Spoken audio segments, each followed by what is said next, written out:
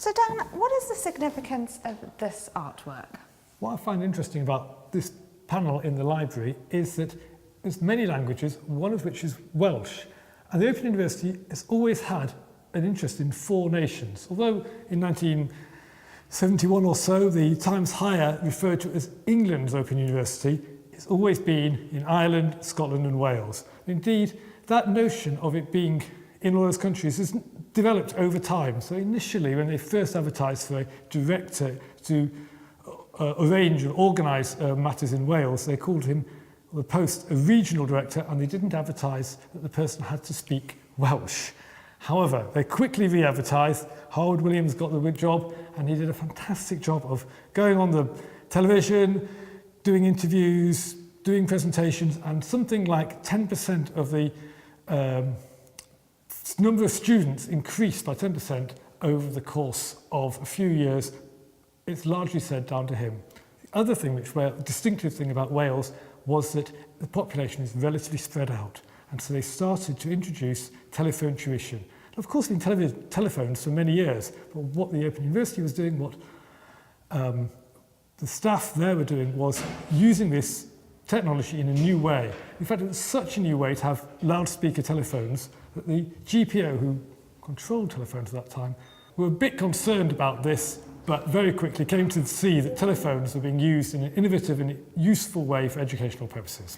And this also has Braille on it, so it's languages and also the unspoken languages.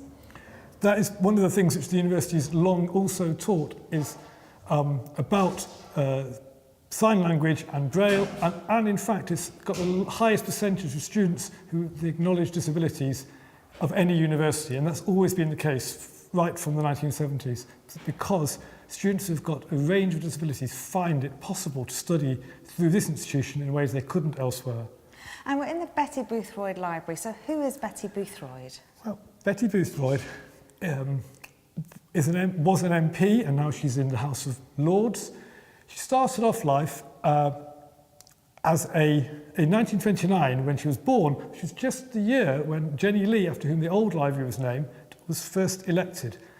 Jenny Lee went to a conventional university and went on to help found the OU.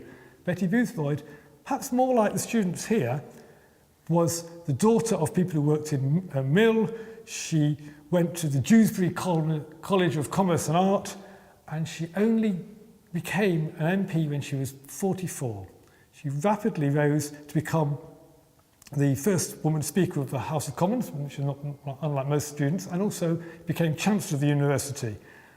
And she has been informed and has informed the Open University for many years.